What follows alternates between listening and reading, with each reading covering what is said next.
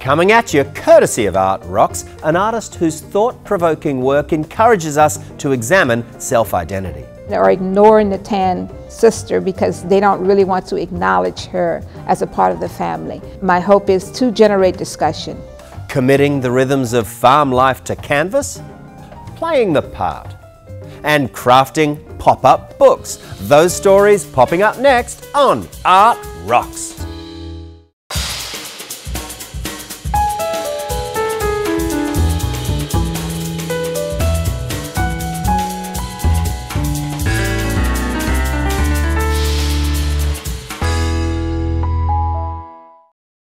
Art Rocks is made possible by the Foundation for Excellence in Louisiana Public Broadcasting and by viewers like you. Hello, I'm James Fox Smith, publisher of Country Roads magazine and your host for this edition of Art Rocks. Things begin in Baton Rouge area with an artist whose paintings and collages ask the question, where did we come from? Malaika Favorite shares the origins of her ideas and how she hopes that these images will shape conversation. I did the series, Where Do We Come From?, based on the concept of who are we, who are the people in my family, and all the different people I know, where do they come from? I applied for a grant with the Puffin Foundation, which is located in New Jersey, and their focus is to encourage discussion and debate. Usually when you enter a museum, the first thing you see is a whole room full of white people. And I thought, where are the black people? You know, weren't there any black people in history? And I would look at the people and I think, well, maybe I'm related to some of these people. And I thought, well, maybe I could do a series using these people as possible ancestors. So that kind of started my thinking. And when I did my proposal for the grant, that's what I talked about. And I then started working on that concept. Painting number one, this was not about ancestry in terms of DNA, but ancestry in terms of culture. What is my cultural heritage? That's when I started borrowing from art history to look at possible cultural heritage. I looked at drawings I did of different people, black and white, and I incorporated some of those in the painting. So on one side, it's the white ancestry side, and the other side is the girl who's thinking about who are my people. And the background on her side is much brighter. The other side is subtle and quieter. And there's only a little bit of the blue from her side creeping into the more like flesh tone of the other side. And that's an indication that we can never really escape who we are related to. It's always there. The future will be tan. I wanted to talk about how society is changing so much. When I went to school, I integrated the school in my community, Dutchtown High School. I was the only black student there, and there was a lot of racism, prejudice going on, and I was taunted, name-calling, people throwing things at me, and nobody wanted to sit with me. Some people were friendly to me, but most people avoided me, or they talked about me, or they laughed at me. Now, when I look at my nieces and nephews, a lot of them are dating white people, and so you have a lot of interracial relationships, and then you have a lot of children who are interracial. And I said, well, with all of the Latino people in the community, with the blacks and the whites, and eventually there will be no black and white, it will be tan people. Everybody will have a tan. And I wanted to discuss this by having the black and white stripes. Black and white stripes represent, during that time, everything was black and white. It was like either one thing or the other.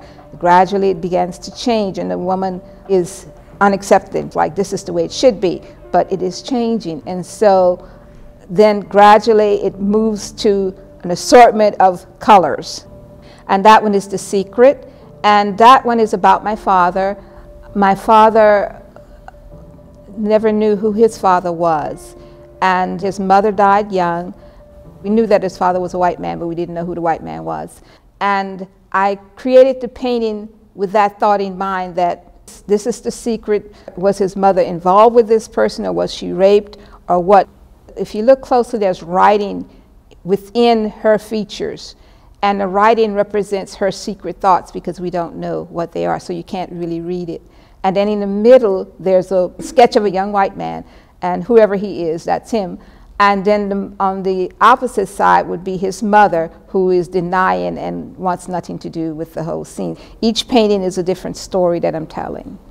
The sisters, it's a group of women, and there are 3 white women and 1 tan woman.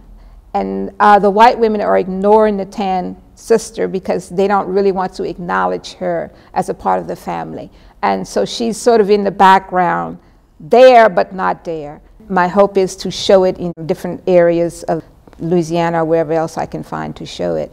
It's to generate discussion, and that's the whole idea. And I had a wonderful experience at the opening. Some young ladies came in and they were asking questions, and she was biracial, and she was saying, oh, this is so my family. Her daughter looks almost white. She looks kind of more tan.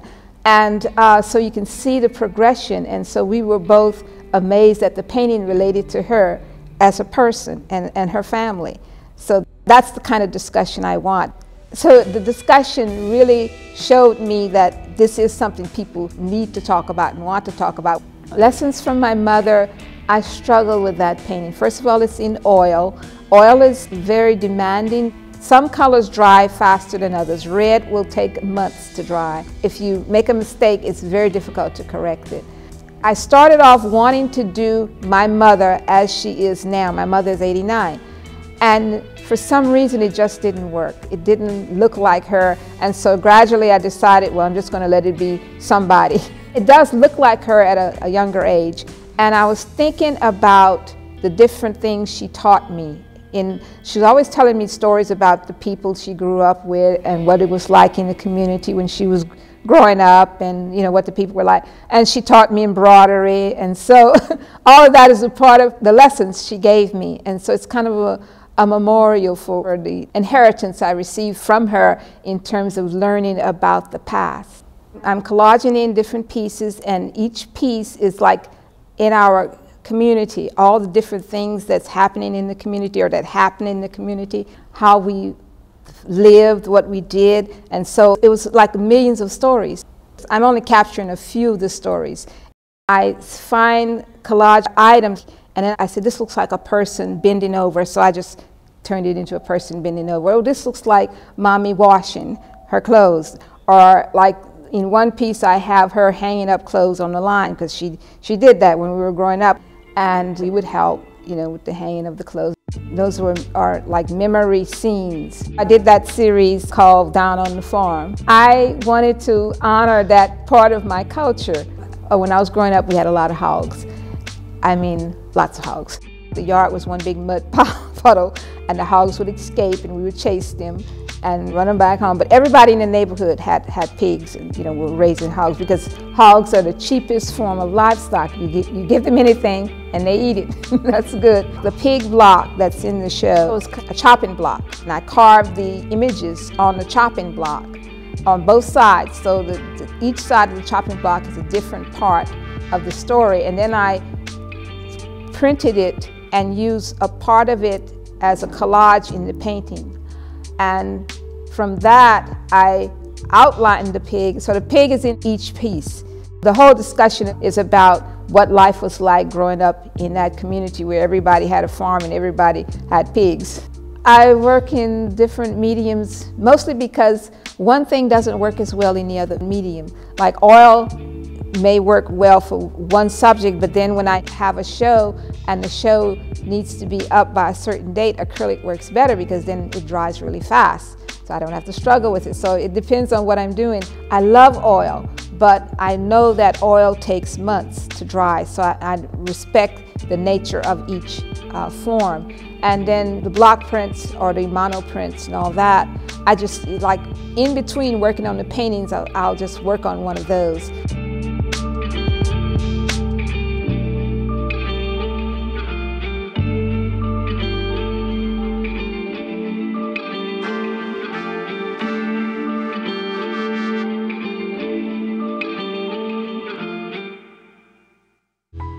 TV's great and all, but even the best camera work can't convey the experience of connecting with art and the artists in person. So here are a handful of standout exhibits coming soon to a museum or a gallery near you.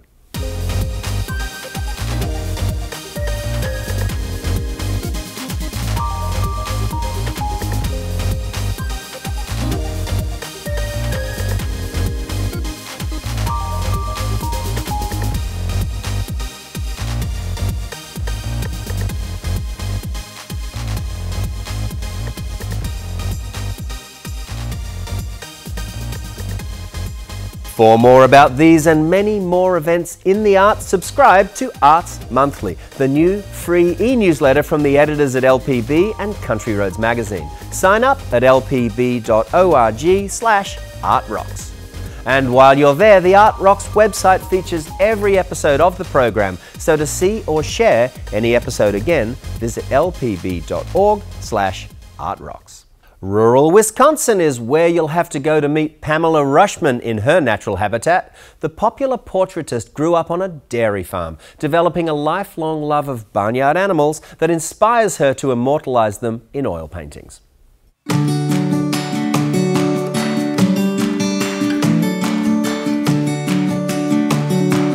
I just love the state of Wisconsin, and I think that having 4 seasons offers an artist just endless possibilities of painting. We're surrounded with beauty, and I want that beauty to come through on the canvas. My name is Pamela Rushman, and I'm an oil painter. I just love oil painting because oil paints let you paint really with thick and juicy brush strokes. So I find that using oil painting is very exciting. My favorite subject, I think, are farm animals. You know, you just have to spend some time around them to really get their personality. And that's what I'm hoping to capture with each painting, is a unique personality of each of those farm animals. I grew up on a dairy farm in southwestern Wisconsin in a really small community of Blanchardville. And I really think that not knowing it at the time as a child, that really influenced my artistic voice. It imprinted something in my heart and soul that I now put on canvas. My brother is still, and his family are still actively farming. So much of my reference work comes from that farm that my ancestors helped found back in the late 1800s. So I'm very proud of extending that love of the land and the animals. Growing up on a dairy farm, I was surrounded by these beautiful bovines all my life, and I really did study them. Chickens are much more forgiving because their eyes are so little, but with cows, their eyes are so gentle and full of emotion that if you don't get that angle right or the position of the eye socket correct, yeah, your whole painting will be a little off. Most of my paintings begin either in the field or with a photograph that I have taken as a reference. But I also believe in setting up my easel right in the barnyard. And I think that's so important because you need to spend a lot of time with the animals to understand how they interact with each other, to capture that personality. Plein air is painting outside. So really, I'm leaving the comfort here of my studio and putting on my backpack and hiking outside to my chosen location, often a barnyard. I set up my easel and usually spend 2 to 3 hours painting the subject because the light changes so quickly when you're outside. When I paint plein air on site, you see colors and you experience things that you would never ever be able to get from a photograph. I bring all those sketches home with me to the studio and surround the studio with those sketches so that my studio painting is much more accurate. Doing both studies from life and then bringing those studies inside to your studio with the photograph, I think really makes for the complete painting experience. I like to paint alla prima, which means all at once. So many times I'll paint a straight 7 or 8 hours on a painting, a larger painting. I like that freshness and those bold brush strokes. And sometimes that's hard to get when you have to go back into a painting. I have a deep, deep passion for painting plein air, especially in the winter, which does make that kind of unique. Since we live in Wisconsin, you have to embrace it. And we have, I think, 5 months out of the year, 6 months out of the year sometimes. That's our winter season. And I love Wisconsin in the winter. I love seeing the bare trees and the frozen landscape. I find a lot of abstracted patterns in the ice formations.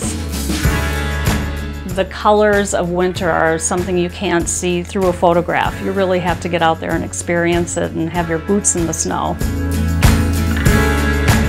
I really like paintings that are more spontaneous. I think I enjoy the quick brush strokes, the bold work, real juicy color. I hope that the people who collect my work feel the energy in the painting, because animals have a lot of energy, and I'm hoping to capture that with each brushstroke.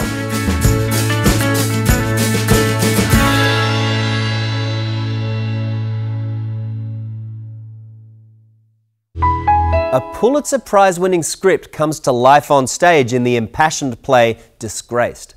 Playwright Ayed Akhtar's work explores complex and very real relationships. Actors in the Boston, Massachusetts production say Akhtar's roles demand of them a very delicate balance. By all accounts, it's a posh life. The well-appointed New York apartment, successful career, and a loving wife. But for Amir, the main character in the play Disgraced, there is a gnawing impediment to his success, his Muslim heritage. I tell my mom, no, she's not Jewish. But she knew the name was Jewish. If I ever hear that name in this house again, Amir, she says, I'll break your bones. You'll end up with a Jew over my dead body.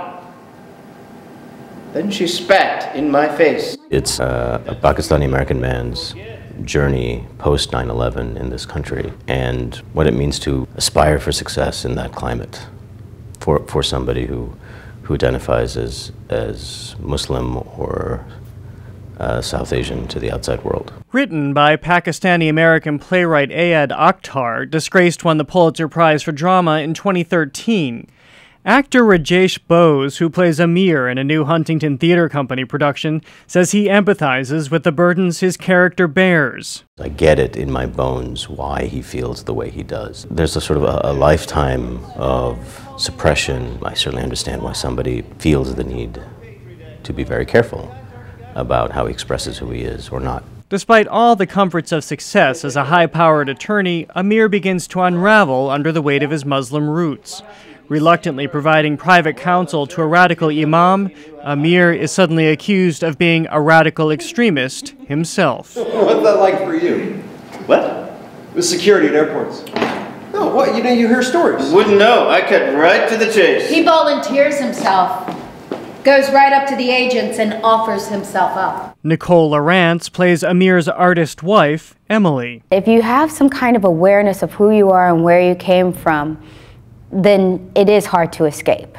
You can push it away, you can compartmentalize, you can tuck it away as long as you can, but it ultimately will come home to roost. How explosive would you say this play is?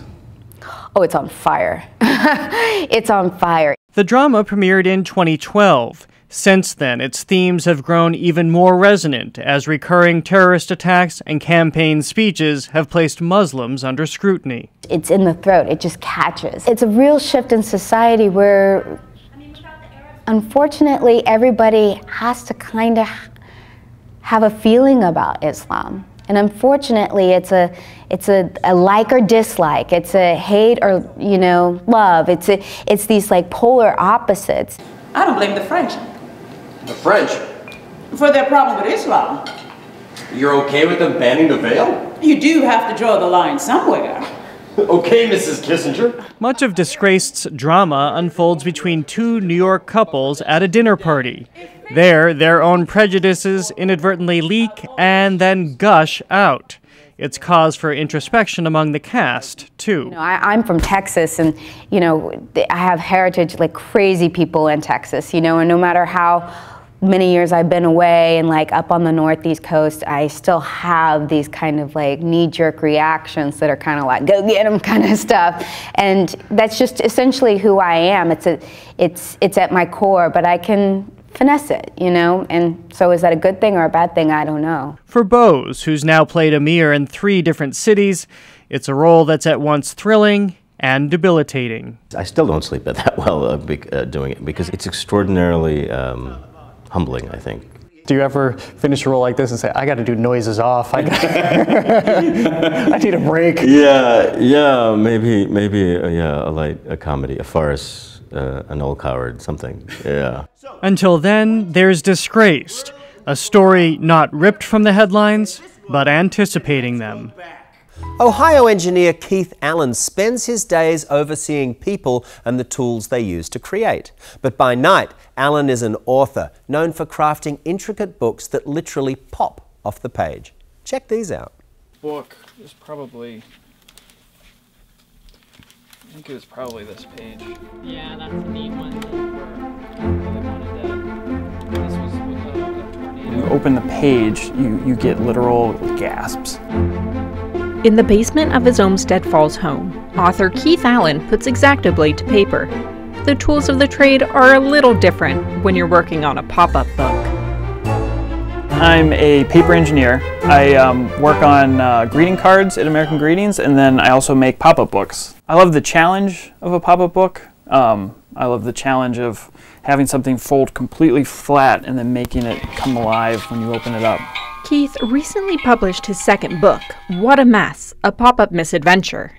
It's inspired by my kids, and they don't like to clean up after themselves, which, you know, I know they're unlike many other kids that don't like to clean up. There's not many that I've found that do. So it's just a fun story about that. I want each page to really be exciting and have some kind of big event happening. So that theme really let me do some exciting things on each page. So like the first page, the room explodes with toys, so you get this big explosion. The next page, there's like a mountain of toys, so you could really come off the book like real high. I wanted it to stretch as high as I could possibly push it.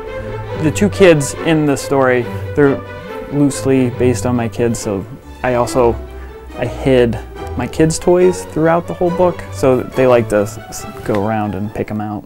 Going from idea to reality is a process of trial and error. You first have your idea or your theme, and I just immediately start sketching. I just sketch a whole bunch of ideas down in a sketchbook. And then once I have like a rough idea of where I want to go with that, I start just cutting paper and applying it to my card. It's almost like sketching in 3-dimensional, so you just keep building and building until things are working the way you want. And then once you have that, I tear it apart, refine all my lines, rebuild it. If it's working great, then I can move on. If not, then I fix things, tear it apart, rebuild. And it's kind of that process over and over and over again until you get something that's working really nice.